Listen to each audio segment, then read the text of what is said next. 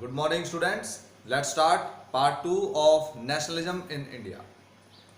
In the previous video, we discussed about what is nationalism and how did nationalism develop in India. In this video, we'll discuss further about non-cooperation movement. As we already have discussed about the causes of non-cooperation movement like Champaran movement, Champaran Satyagraha, Kheda Satyagraha and Ahmedabad Satyagraha. After that, Rowlatt Act, Montagu-Chelmsford Act, and then Jallianwala Bagh massacre, and two Congress sessions in 1920, and this was the beginning of non-cooperation movement. तो non-cooperation movement शुरू होने के बाद इसमें क्या हुआ, आज इसमें स्टडी करते हैं. In this video specially we will study about the participation of the people. किन लोगों ने participate किया और कहाँ पे participate किया. So we'll discuss in 4 points. सबसे पहला point है the movement in the towns with the topic differing stands within the movement. तो पहला है movement in towns. In towns the participation of the people, especially of middle class people. Middle class people participated in the non-cooperation movement. These were educated people and they knew about their rights and they knew what to do means under the leadership of Mahatma Gandhi. तो उन्होंने क्या start किया, students, teachers, professors left their schools and colleges, lawyers also gave up their work, right? And so many people came on the roads. In this way they completely opposed the policies of the British. Especially they wanted Swaraj in cities. तो towns में जो movement था इसमें middle class लोगों ने participate किया. Women picketed the liquor shops. The people boycotted the governmental offices, right? And they completely opposed all the policies of the government, including the elections. Legislative council elections also were boycotted except Madras. Madras को छोड़कर बाकी सभी जगह legislative council के elections को oppose किया गया. मद्रास में justice party, which party? Justice party ने इलेक्शंस में पार्टिसिपेट करने का डिसीजन लिया. क्या सोचती justice party? Was the non Brahmin party in south India, specially in Madras provinces. बाकी सभी प्रोविंसेस में इलेक्शंस को बायकॉट किया गया, लेकिन यहाँ पे जस्टिस पार्टी ने इसको बायकॉट नहीं किया क्योंकि इसकी थिंकिंग थी कि इलेक्शंस में पार्टिसिपेट करके हम ब्राह्मण्स जैसे जो फैसिलिटीज वो गेन करते हैं, जो पावर्स गेन करते हैं, that kind of power we can gain after participating in these elections. तो ये आ गया. इसके बाद में पार्टिसिपेशन ऑफ द पीपल के बाद में आता है प्रोग्रेस में आपको बताया गया कि किस तरह से लोगों ने नॉन कोऑपरेशन मूवमेंट में पार्टिसिपेट किया. In this movement the people participated by boycotting the foreign goods and foreign clothes were completely opposed and boycotted. Foreign clothes were burned fire, right? They were burnt in the cities और चौराहों पे उनको जलाया गया. तो इससे क्या हुआ कि स्वदेशी and boycott, this theory was adopted, स्वदेशी and boycott.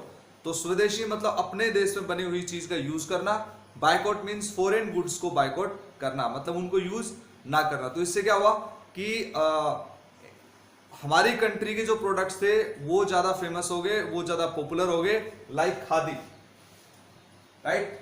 Khadi, cotton cloth, ये स्पेशल कपड़ा होता था जो मूवमेंट का एक सिंबल बन गया था. Getting my point? So in this way we can say that the movement in the towns was on a very high peak and it was participated by the middle class people. लेकिन इसका जो impact था या effect हम कह सकते हैं, ये इसमें आया कि क्या इफेक्ट इसका पड़ा. पुलिस ने रिप्रेसिव पॉलिसी अडॉप्ट की, लोगों को अरेस्ट करना स्टार्ट कर दिया, लाठीचार्ज करना स्टार्ट कर दिया, उनको जेल में डालना स्टार्ट कर दिया. They were beaten brutally in the streets. तो इस टाइप का इम्पैक्ट आपको देखने को मिला in towns under the non cooperation movement. इसके बाद मूवमेंट जो है धीरे धीरे सिटीज में स्लो डाउन हो गया. Why was it slowed down in cities? क्या रीजन था कि ये मूवमेंट जो है वो स्लो डाउन हो गया। इसका मतलब ये था कि the people participated in the movement decreasing, the number of people decreasing continuously of participating in the movement। क्यों हुआ ऐसा? because of several reasons। पहला रीजन था khadi. Khadi became the symbol of movement. जैसे आपको बताएगा खादी पहनो और मूवमेंट में जाओ, इसका मतलब लोगों में स्टैंड्स आ गया कि खादी पहने बिना हम मूवमेंट में पार्टिसिपेट नहीं कर सकते। But khadi was very expensive cloth, क्योंकि आपको पता है हैंडमेड होता था और ज्यादातर बहुत ही इसका जो प्रोसेस था वो काफी स्लो होता था। एक तो ये हो गया कि खादी जो है वो काफी महंगा होता था, poor people could not purchase it, और जो लोग परचेज नहीं कर पाए they thought that we can not become the part of the movement, right. तो इसलिए लोगों ने जाना कम कर दिया। दूसरा रीजन ये था कि we did not have any kind of alternates of the governmental institutions. अगर आपने गवर्नमेंट इंस्टीट्यूशन को नॉन कोऑपरेट किया और उनको बायकॉट कर दिया, if you are not going there, तो आपके पास क्या होना चाहिए? आपके पास अल्टरनेट होना चाहिए। Mean students, teachers, professors etcetera left their jobs and left the schools and colleges, तो आपके पास अल्टरनेट होना चाहिए स्कूल्स और कॉलेजेस का। But the process of the establishment of स्वदेशी इंस्टीट्यूशन वाज वेरी स्लो। अगर 100 गवर्नमेंटल स्कूल्स को आपने अपोज किया तो वहां पे ओनली 10 ओपन हो गए स्वदेशी इंस्टीट्यूशंस। तो इस तरह से how could the 100 schools, colleges, teachers and students be absorbed in 10 schools and colleges। तो इसलिए लोग जो है एक लंबे प्रोसेस से उब गए, 1.5 साल तक, 2 साल तक। तो इसलिए उन्होंने दोबारा से स्कूल्स और कॉलेजेस ज्वाइन करने स्टार्ट कर दिए। तो इसलिए इसका जो एक स्पिरिट था वो खत्म हो गया, right. So in this way the movement in towns, हमने देखा किन लोगों ने पार्टिसिपेट किया, किस तरह से पार्टिसिपेट किया और फिर उसका इम्पैक्ट क्या पड़ा, और सिटीज में स्लो डाउन क्यों हो गया मूवमेंट, थोड़ा कमजोर क्यों पड़ गया, राइट। अब ये हो गया द मूवमेंट इन टाउन्स। अब हम पढ़ते हैं the movement in country side. So next topic is the movement in country side. अभी तक हम कहा थे शहरों में थे कि शहरों में किस तरह से मूवमेंट हुआ। अब हम आ गए गांव में। कंट्री साइड मीन्स होता है villages, right. You have to understand countryside means villages. तो गांव में जो मूवमेंट था नॉन कोऑपरेशन मूवमेंट, वो किस तरह से चला। Non cooperation movement was not only in the towns, right, it also spread in the villages also. लेकिन इसका फॉर्म थोड़ा सा अलग था। The format of non cooperation movement slight different from the towns in the villages. इसमें different कैसे था? क्योंकि यहाँ पे पढ़े लिखे लोग ज्यादा नहीं थे, middle class people were not there. Here the participation of the people, तो किसने पार्टिसिपेट किया? पार्टिसिपेशन किसका रहा? किन लोगों ने पार्टिसिपेट किया? Peasants and farmers, peasants and farmers. So these were not literate persons, बहुत ज्यादा पढ़े लिखे नहीं होते थे, बहुत ही कुछ ही लोग जो है पढ़े लिखे थे, लेकिन इन लोगों ने पार्टिसिपेट किया था। When they listened about the movement that led by Mahatma Gandhi, तो उनको लगा कि अब जो है वो जो उनकी समस्याएं हैं उनसे उनको मतलब they will be deprived of their all the problems and all the problems will be avoided by taking the participation in this movement. तो उन्होंने मूवमेंट में पार्टिसिपेट करना शुरू कर दिया। लेकिन आपको जो याद रखने वाली चीज वो ये है कि non cooperation movement country side में, विलेजेस में पार्टिसिपेशन किसने किया? Peasants and farmers। and here the movement was against zamindars and talukdars। यहाँ पे जो मूवमेंट था वो specially it was not directly against the British government, समझ गए? ब्रिटिश गवर्नमेंट के अगेंस्ट ना होके ये सिर्फ जमींदार और तालुकदार के अगेंस्ट था। क्यों था? Because they used to exploit the farmers and peasants. वो उनसे बहुत ज्यादा रेंट लेते थे जमीन का, बहुत ज्यादा रेवेन्यू जो था बेगार करवाते थे। तो इसलिए क्यों पार्टिसिपेशन किया? एम क्या था पीजेंट्स एंड फार्मर्स का? Because they wanted to get rid from begar practice, repressive revenue system, repressive revenue, वो इससे छुटकारा चाहते थे। और जो हाई रेंट्स थे जमीन के, हाई रेंट्स क्योंकि टीनेंट्स होते थे और वो क्या करते थे, जमीन बोते थे जमींदार को, इसके लिए वो रेंट देते थे। तो in this way they wanted to get rid from high rents and repressive revenue system and begar practice. Begar practice क्या थी? कि बिना पैसा दिए किसी से काम करवाना। For example the people use to take the loans from zamindars and sahukars and talukdars. तो अब वो पैसा नहीं चुका पाते थे, इसलिए they were compelled to work on their fields, right, without any kind of money until they paid the loan, repaid the loan। तो जब तक वो पैसा ना चुकाए तब तक वो काम करेंगे खेतों में। ऐसा रूल जमींदार और तालुकदार से करवाते थे पीजेंट्स एंड फार्मर से। So they were badly exploited by the zamindars and talukdars. तो आपको याद रखना है कि यहाँ पे जो मूवमेंट था जमींदार और तालुकदार के अगेंस्ट था। Peasants and farmers participated in this movement. Begar, repressive revenue and high rents, they wanted to get rid all these kinds of things. यहां पे मूवमेंट को लीड करने का काम किया बाबा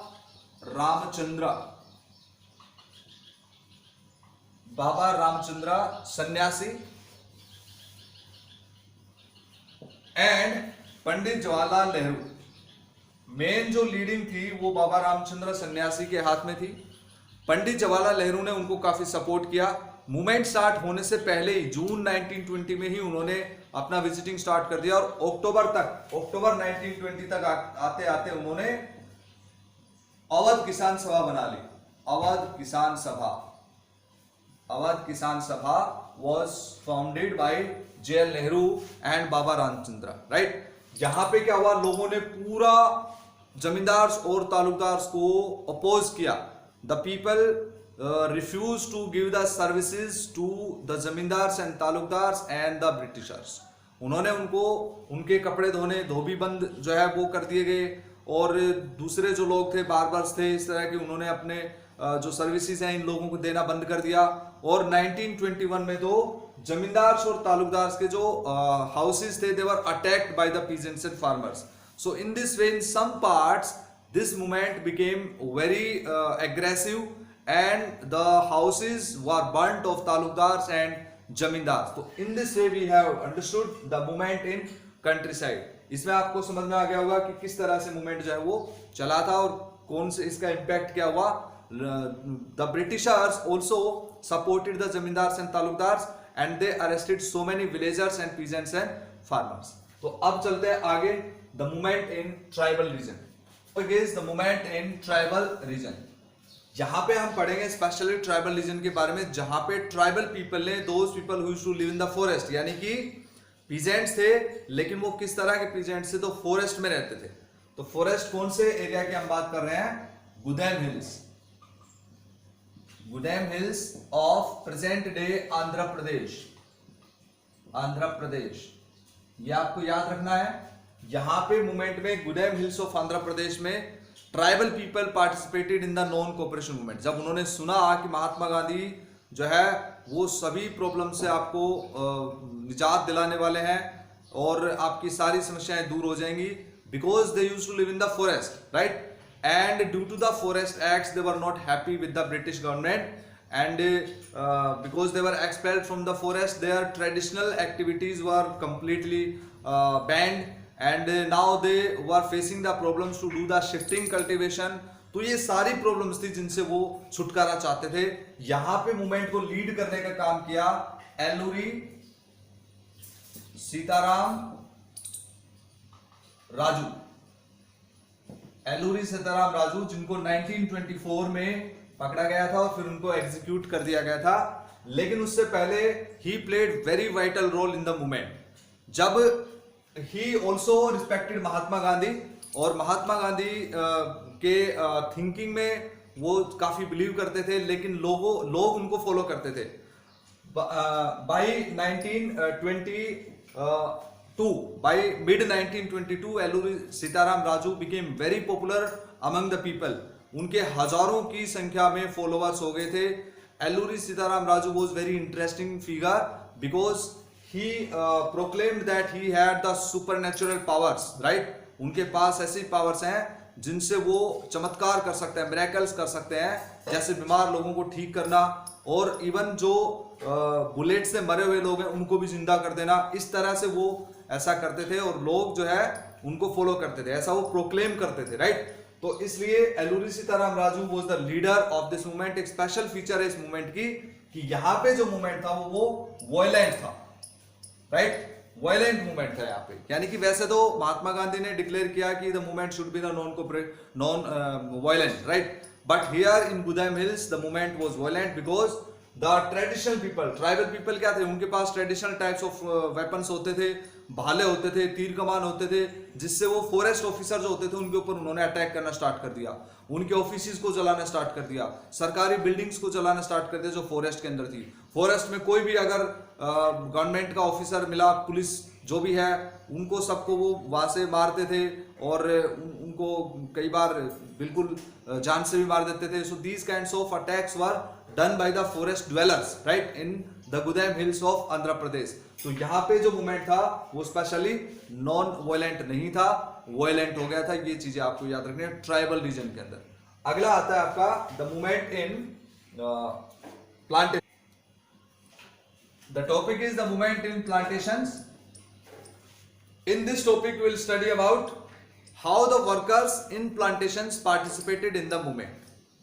Plantations में जो workers थे, because plantations were controlled by British. आपको पता है कि उस समय जो टी प्लांटेशन थे, कॉफी प्लांटेशन थे, these plantations were controlled by the British government and the people of the government were supported by the government, right? तो इसलिए वहां पे जो वर्कर्स थे वो गरीब लोग काम करते थे।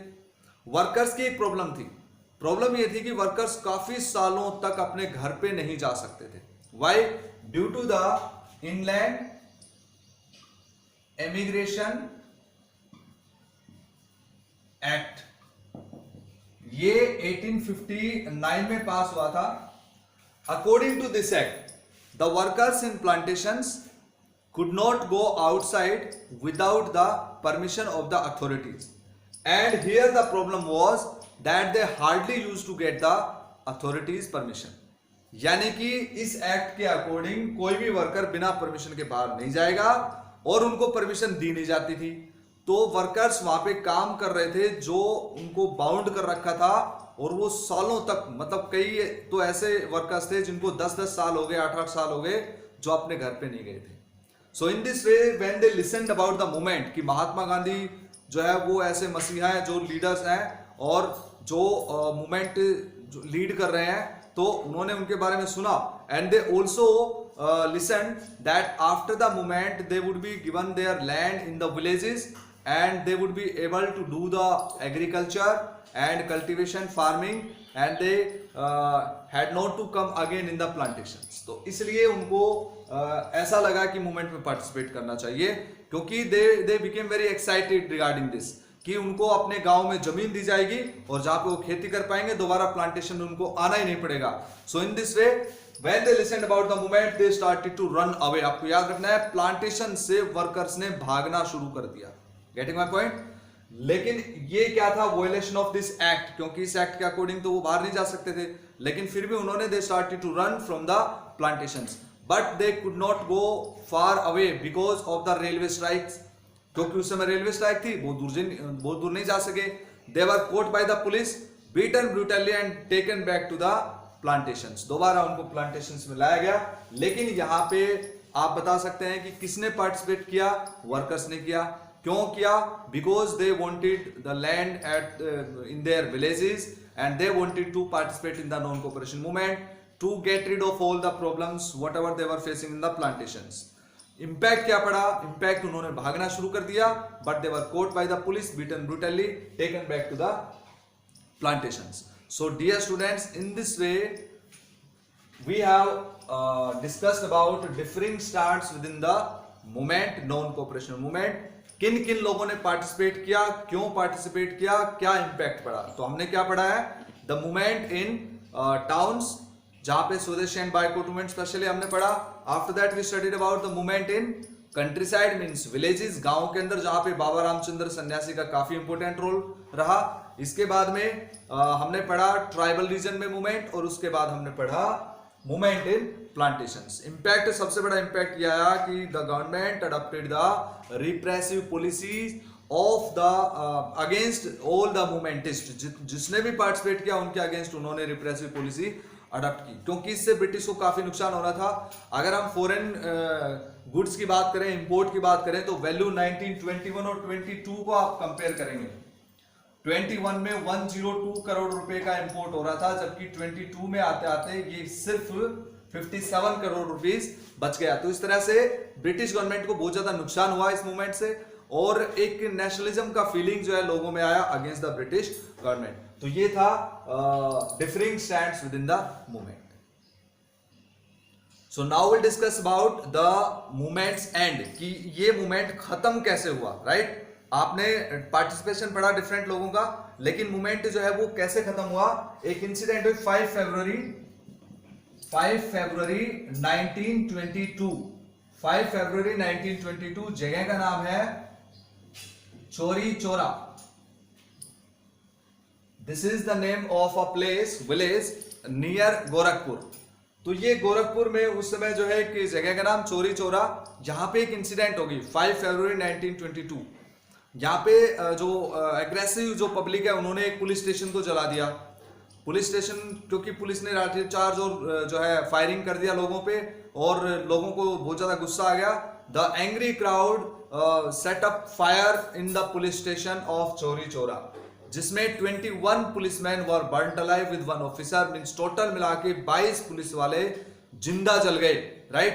तो इस इंसिडेंट के बारे में जब महात्मा गांधी को पता लगा तो ही बिकेम वेरी अपसेट। क्यों उन्होंने अपना मूवमेंट बंद करने का डिसीजन लिया? He decided to call off the movement because of this violent incident. Because in the beginning Mahatma Gandhi declared that the movement would completely be non violent, कि ये पूरी तरह से अहिंसात्मक होगा, नॉन वायलेंट होगा। लेकिन इतनी बड़ी हिंसा यहां पे हुई तो महात्मा गांधी को काफी दुख हुआ and he called off the movement. तो जैसे उन्होंने मूवमेंट वापस लिया, बहुत सारे लोगों ने उनको अपोज किया विद इन द कांग्रेस, और बहुत सारे लोगों ने सपोर्ट भी किया। लेकिन आपको फाइनली याद रखना है कि due to Chauri Chaura incident Mahatma Gandhi called off the movement on 11 फरवरी 1922। इंसिडेंट हुई थी 5 फरवरी 1922। ये आपको इसमें याद रखना है। So in this way dear students, we have completed today's topics in this video. In the next video, we'll discuss about the next topic. Keep revising, keep learning. Thank you. Have a nice day.